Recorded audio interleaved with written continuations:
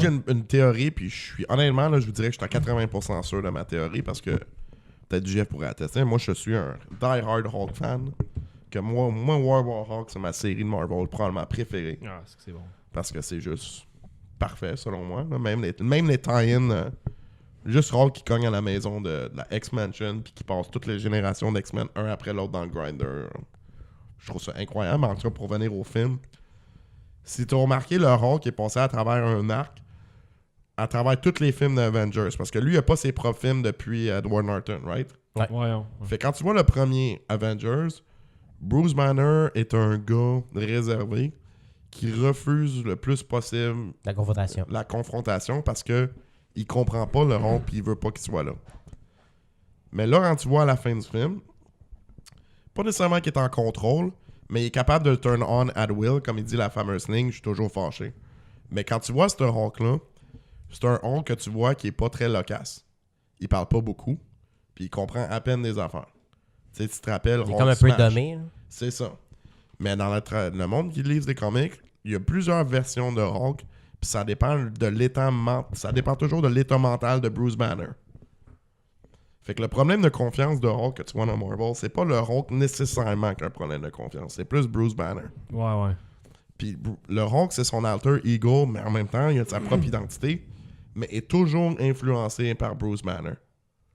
Fait que dans le deuxième film d'Avengers, le Hulk est part of the crew, comme on pourrait quasiment les appeler les Super Friends. Puis on assume que le Hulk, Bruce Banner turns him on and will know. Puis ça, Scarlett... c'est pas Scarlett. Black Widow. Scarlett. Black Widow. Scarlett Widow. Black Widow. Elle fait un petit speech, puis tout, il calme, puis il s'endort. Mais qu'est-ce qu'il faut comprendre? C'est que ils ont bifurqué complètement du comic, puis à la place de parler de Betty Ross, qui était son affection émotive dans les comics, ils ont remplacé ça par la Black Widow. Qu'est-ce que tu vois à la fin? Quand le Hulk il s'en va dans le spaceship, c'est qu'il a son premier élan de conscience humaine, on dirait.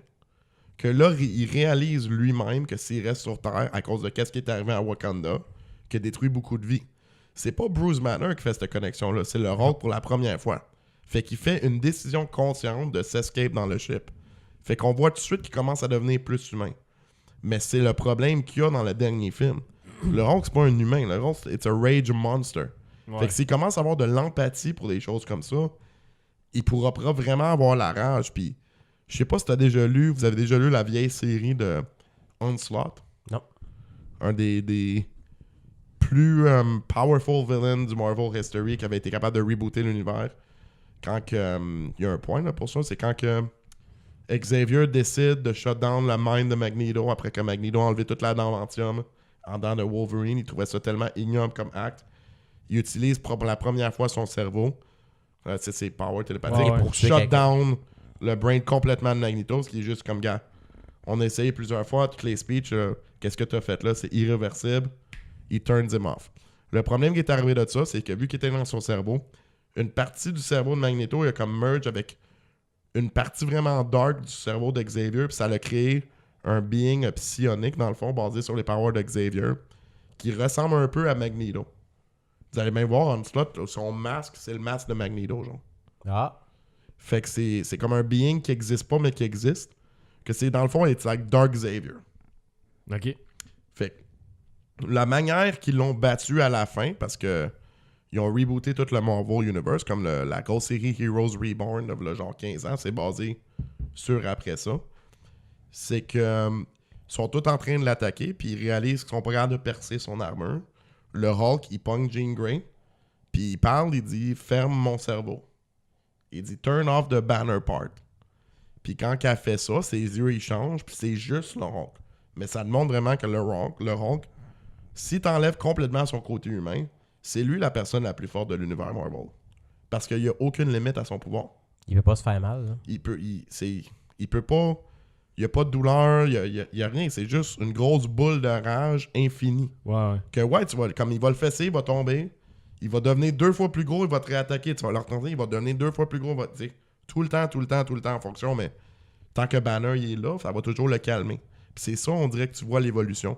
Puis comme dans Thor Ragnarok, c'était Bruce qui was let loose sans aucune conséquence. Puis c'est la première fois de sa vie qu'il y avait cette possibilité-là. Sur Sakaar, C'était ça, sa vie. Fait que c'est pour ça qu'il voulait pas partir, mais c'était pas le Hulk qui agit comme un enfant. C'était Bruce Banner c'était comme un coping mechanism, comme on peut dire. Là. Avec Bruce puis Hulk, ouais. C'est ça. Pendant 2 ans, il dit je me suis pas transformé depuis ce temps-là, mais lui c'est comme la partie de Hulk qui parle avec Thor tout le temps dans ce film-là. C'est la partie de Bruce Banner de Hulk. C'est ça. Parce que dans le film, c'est on une dirait très bonne que théorie pour vrai. Tu penses que c'est le Hulk que c'est un enfant, mais c'est pas ça. C'est Bruce Banner, pour la première fois de sa vie, he's free. With no consequences. He's on a place that he can't hurt anyone. Ouais, il est payé pour battre le monde. Exactement. Fait que c'est la meilleure chose qu'il peut faire. Fait que quand tu vois qu'il parle avec Jeff Goldblum, avec Thor, là, puis qu'il dit oh, you're the stupid Avenger, ça. Encore une fois, c'est Bruce Banner qui s'exprime à travers le Hulk. Il se sent vraiment coupable qu'est-ce qu'il a fait pas sur la conscient Terre. de ça, parce que quand il s'est réveillé, il a dit Chris, ça fait 2 ans. C'est ça, parce qu'il got to enjoy. Puis quand il dit qu'il a peur de redonner le Hulk pour pas faire ça, c'est lui-même qui se crée tout de suite une barrière mentale parce qu'il a tellement eu du fun. Il a passé 2 ans sans même penser à revenir sur la Terre. Là. Fait que c'est vraiment... C'était rendu une vedette ou presque. Là. Fait que quand il est redevenu le Hulk dans Thor, comme vous l'avez vu, il se garoche à terre puis la barrière est déjà là. Il s'est pas transformé. C'est une affaire super comédique, mais c'est un gros élément de son arc, ça. C'est pour la première fois, il est plus vraiment en contrôle. Parce que le Hulk, il a eu 2 ans de juste se let loose.